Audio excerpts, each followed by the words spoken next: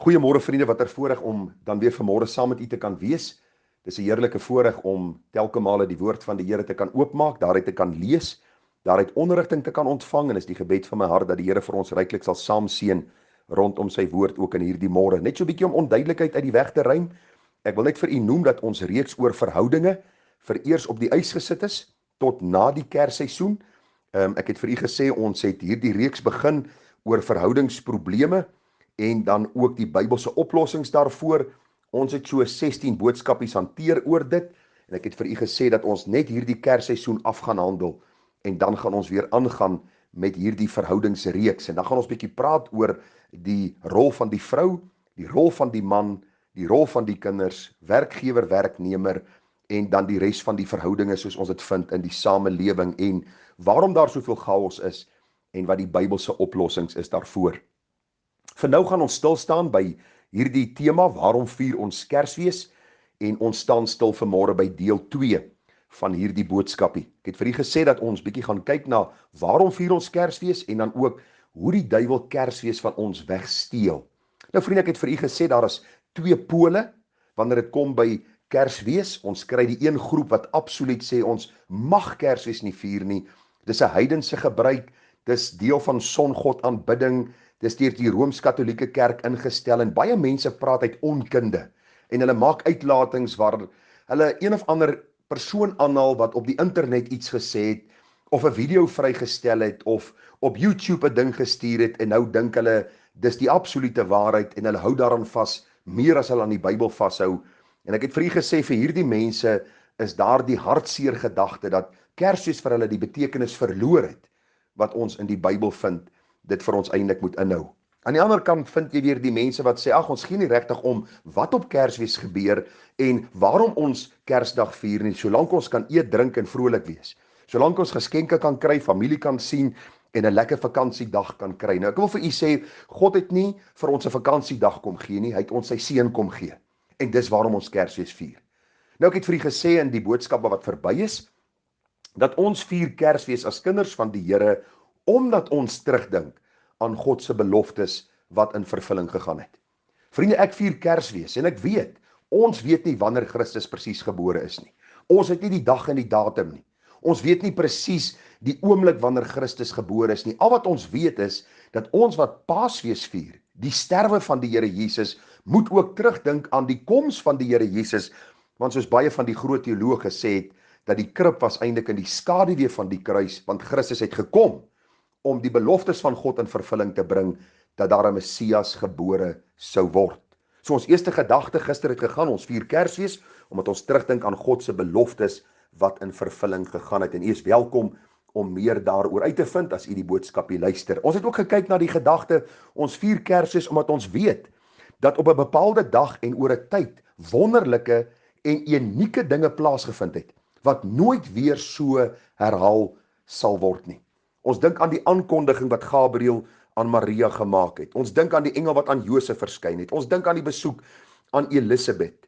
Ons dink aan die maagdelike geboorte, die herders op die oop velde, die wyse manne uit die ooste. Vriende, daar is so baie unieke dinge wat gebeur het, dat geen mens kan ontken, dat dit 'n unieke gebeurtenis was in die geskiedenis van die mensdom, waar God in die mens se wêreld ingekom het, as die God-mens, Jesus Christus, die sondelose volmaakte, die ewige, wat ook sou sterf as 'n losprys vir die sondaar.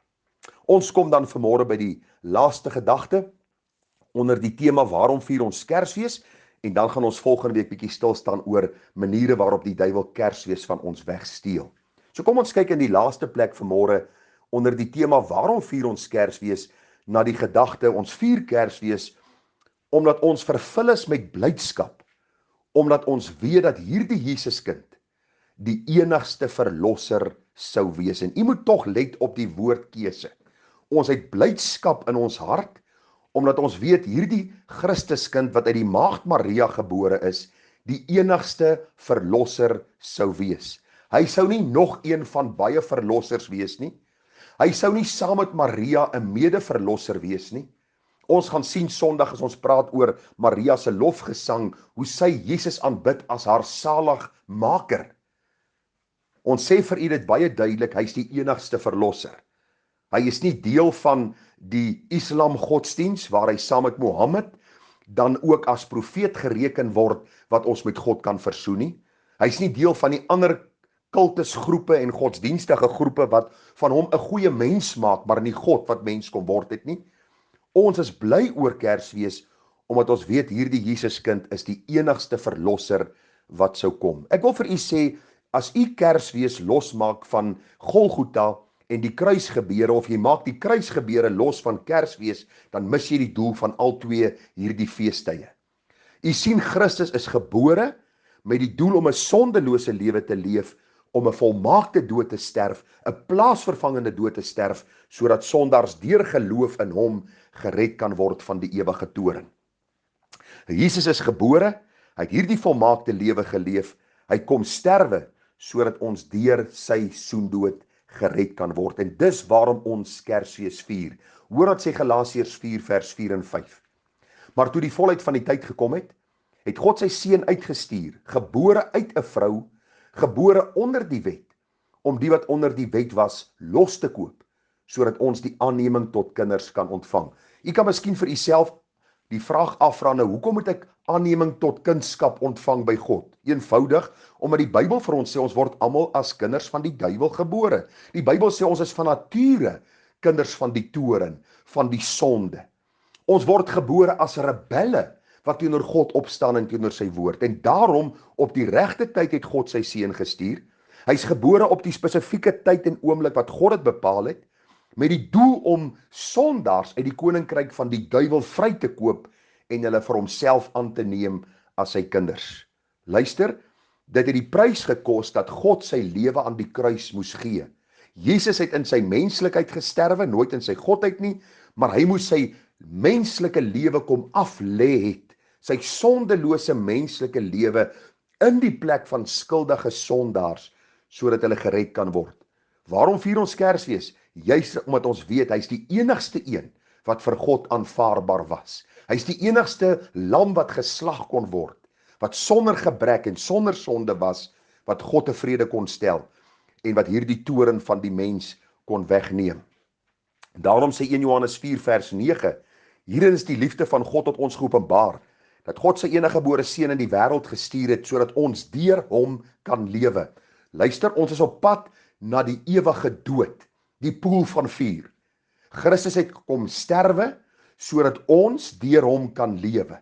Hy is gebore, hy het geleef, hy het gesterwe, sodat ons deur hom kan lewe. Vers 10, 1 Johannes 4 vers 10, hierin is die liefde, nie dat ons God lief gehad het nie, maar dat hy ons lief gehad het, en sy seun gestuur het, as 'n versoening vir ons sondes.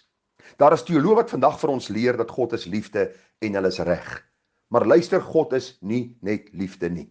Die Bybel sê vir ons die toorn van God broei oor die sondaar, wat in verhardheid en in sondigheid teenoor God bly rebelleer en sy seun Jesus verwerp. Soos jy in hierdie Kersseisoen, Kersfees vier, sonder om by die kind van Kersfees uit te kom, wat die lam sou wees wat sou sterf aan die kruis, dan mis jy die doel van Kersfees, dan is jy 'n rebel teenoor God en sal jy eendag God se toorn in die ewigheid ervaar.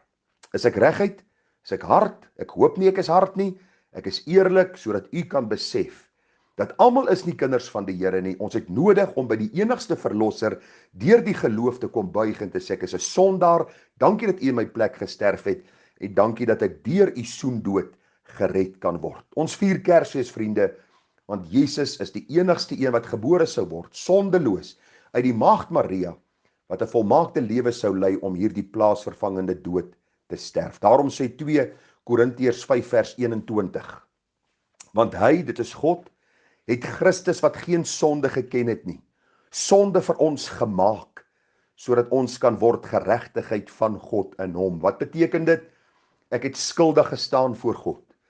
Hierdie volmaakte Jesuskind wat gebore is, wat hierdie volmaakte lewe geleef het, wat hierdie plaasvervangende dood gesterf het my skuld, het die brief van skuld wat teen my rekening gestaan het, gevat en aan die kruis vasgenaal, en gesê, Vader, ek dra die skuld van hierdie sondaar. Deur die geloof kan ek hierdie verlossing deelagtig word, hierdie redding smaak, kunskap smaak en weet dat Christus se geregtigheid nou my geregtigheid geword het en dat ek onskuldig staan voor God in Jesus Christus en deur sy soendood aan die kruis.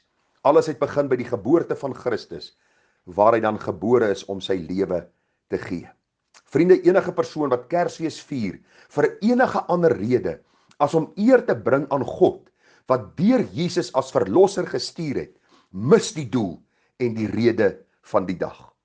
Ons dink met blydskap terug aan hierdie dag, omdat ons weet dat dieselfde God wat Jesus die verlosser gestuur het, beloof het dat Jesus die koning weer sal kom, sodat ons vir 'n ewigheid lank saam met hom kan wees. Dis waarom ons Kersfees vier, hierdie besondere dag, want u sien, daar staan in Openbaring 19 vers 7, laat ons bly wees en ons verheug en aan hom die heerlikheid gee, want die bruilof van die lam het gekom en sy vrou het haar gereed gemaak. Ek vra vir jou, ken jy hierdie Jesuskind as die volmaakte God wat na hierdie wêreld gekom het, wat hierdie volmaakte lewe geleef het om te sterwe sodat jy en ek van ons sonde vrygemaak kan word? Ken jy hom en ken hy jou? Hoe sal jy weet? Deur die vrug wat jy dra, deur die liefde wat jy vir God het, vir sy woord het, die haat wat jy vir sonde het, die liefde wat jy vir God se kinders het, die begeerte dat ander siele gered sal word. Dis hoe jy sal weet dat jy deel van die bruid van Christus is. Alles het plaasgevind en het gebeur die dag toe hy gebore is, met die doel om te sterwe sodat ons kinders van God genoem kan word. Vriende, ek sluit hierdie boodskap met die lees van hierdie pragtige lied, die Heiland is gebore, soos eeue reeds voorspel. Daar in die stad van Dawid word hy Immanuel. Met blye hemelkore wil ons ook juig en sing. Ons Heiland is gebore, dis hy wat redding bring. Die tweede vers sê, die lig kom na die wêreld in Jesus Christus Heer. Uit liefde vir die mensdom daal hy as dienskneg neer. So lief het God die wêreld, hy gee vir ons sy seun. So word hy ons verlosser, ons middelaar en steen. Wie glo in Jesus Christus, word nou sy eiendom. Hy gee die reg tot kunskap aan die wat in hom glo. Juist daarom juig ons harte opnuut die Kersfeestyd. Ons Heiland is gebore, vertel dit wêreldwyd. Dis die boodskap van môre wat ek aan u bring. Die Heiland is gebore, die Jesuskind is gebore, die Verlosser is gebore. Ken jy hom en ken hy jou? Dit sal sin en doel gee aan hierdie Kersseisoen, vir jou huis, vir die mense om jou, en mag Christus in alles verheerlik word. Baie seën, baie liefde vir u. Ons vertrou dat die Here vir ons wysheid sal gee om hierdie kosbare blye boodskap uit te dra aan elke nasie, taal, volk en stam tot eer van sy naam. Groete vir u, mooi dag verder, tada.